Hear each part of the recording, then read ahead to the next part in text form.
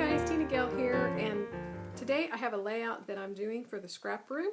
I was asked to be on the guest design team for the month of June, and so this is the kit that they've sent me, and I'm working with the first collection from the flavors of the month. This is Pink Paisley's Fancy Free from Paige Evans, and so this is a look at the collection. If you want to see the entire kit, back up, I have a video featuring all 4 of the kits in the flavor of the month as well as the add-ons.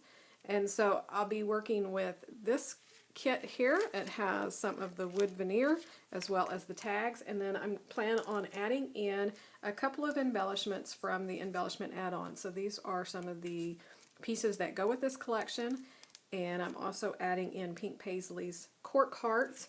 And from May's embellishment kit, we had these great alpha stickers from the Atwell collection. So I think I'm going to try to put those in. Possibly. We'll see what I do. So you could have gotten that in the May kit as well. And I'll be adding in some things from my stash. If you're a subscriber with the Scrap Room, you'll receive full color photos and instructions to complete this double page layout. And if you're not a subscriber, then hop on over there and join in on the fun.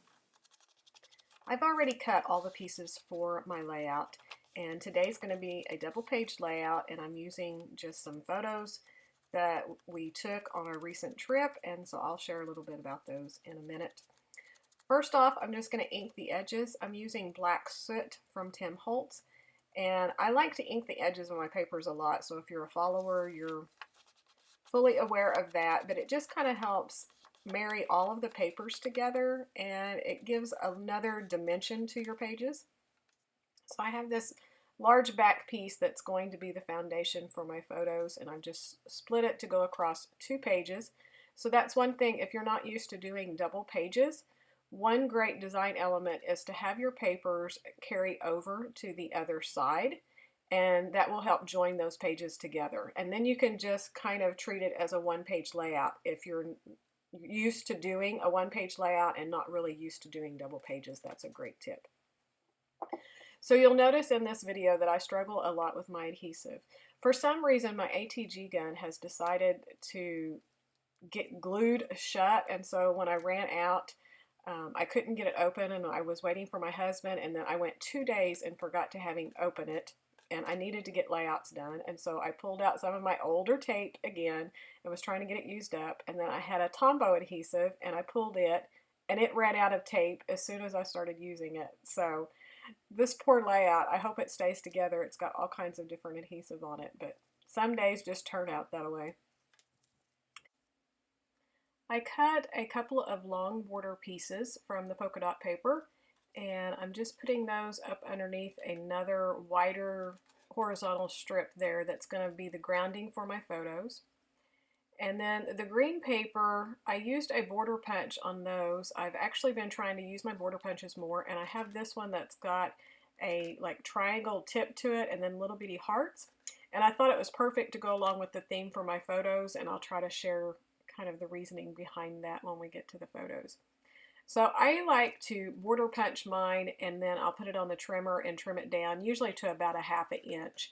And then that way I can straighten it all up and just tuck it up underneath wherever I want it. So I have those strips just ending at different places. So the green border strips at the bottom, I didn't want lined up with any of the other ends. I want to bring them in just a little bit, same way on the left-hand side. So that's just a design element. And I always kind of put them where I want them and make sure that they line up straight across, and then trim them off and throw that excess away. Then along the top, I wanted something, I like to have borders and edges on most of my papers, especially if I'm working with white backgrounds. So I took this branding strip that has the polka dots on it, and I cut it where one was just slightly longer than the other one, maybe like 1/2 inch or so, just so that they're just a little bit different. And I started on the outside edges and put those down, and then I cut 2 really narrow strips of the green paper and started on the inside and overlapped it onto the white polka dot that I put on there. Hopefully that made sense. Then I took it to my sewing machine. I'm showing you here I stitched straight across the top and then across the bottom polka dot as well. And I used some turquoise thread just so that it showed up. Normally I use a white or an off-white, but I just thought it'd be kind of fun to pull more of that green in. Since this layout has a white background, the gray is really the boldest color on here because it's so much of it. And the one that has the colors, it's lighter and there's less of it. So there wasn't a whole lot of color in the layout except for those green stripes or the green strips and my embellishments. So I thought the colored thread would be a lot of fun. So I have these 3 photos, and then I have this one that I decided I wanted to kind of draw emphasis to. So I used one of the wood veneers that came in my kit, which is this frame, and just kind of framed around, and this is a picture of an alligator. So of all the trips that we've made to Florida, I've always wanted to see an alligator in the wild. I don't want to see it at a park or someplace that, you know, they feed and take care of or whatever. And don't ask me why. I'm not a real adventurous person or anything, but I just wanted to see one in the wild. And where my son was living, they had one out there, and he had kept telling me about it, and he'd got to see it. And then by the time that we had driven down to visit him, they had relocated it because it was getting too big. So I had missed out.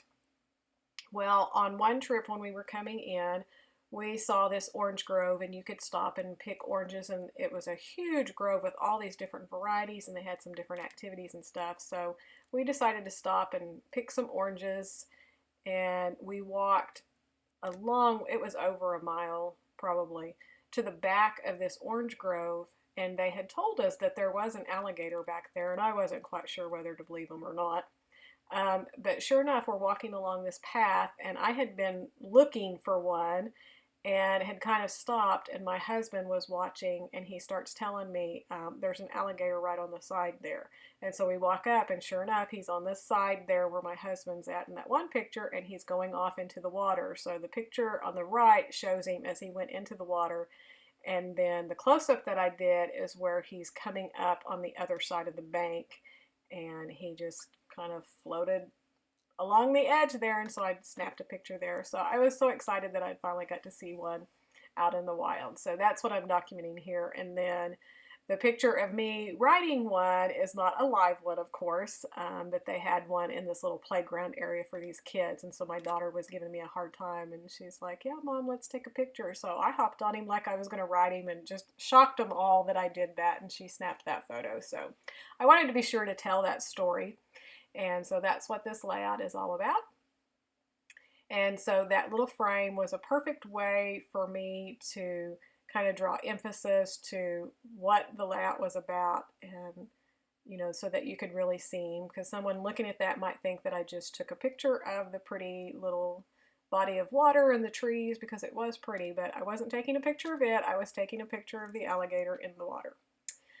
So back to the embellishing. I'm going to just overlap that to the other photo that's there, and then I took the embellishments like I showed in the beginning that came on the add-on kit. They go with this pink paisley collection, and I put the tag over on the right, and then I'm going to put the circle one touching the frame over here, and I want to pull that frame up onto that wide horizontal strip so that some of it shows all the way around it, and then it's not quite straight in line with the other embellishment on the right hand side. I know it's fairly close, but it's a little bit higher up, so I didn't want it completely level. And then I used the cork hearts, and I pulled some buttons from my stash. This one layered embellishment has paper buttons on there, and so I thought it'd be kind of fun, and everybody should have buttons, so I did those and added some twine through them, tied them off, and just going to stick those on. Then I took one of the other tags that came with this kit, and I did my journaling and tucked it up underneath this photo, and I'm going to add another little heart over here and a button. And then I'm starting to think about a title, and this is not really where I had in mind to do it, but this layout really needed something up on this top hand right side. So I decided to just put my title over part of the photo because it's just kind of a dead space there. It was just the clouds and the sky. So I spelled out alligator with a small alphabet, and then the alphabet that you would have received in May's embellishment add-on is what I did with the rest of the title. And that's going to finish this layout. I hope you enjoyed it. If you're not a subscriber, I'd love to have you subscribe and give me a thumbs up. And I will have all of the links down below and on my blog for the Scrap Room, so be sure to check them out and their kit club. So thanks so much for watching, and we'll see you again real soon with another process video. Bye!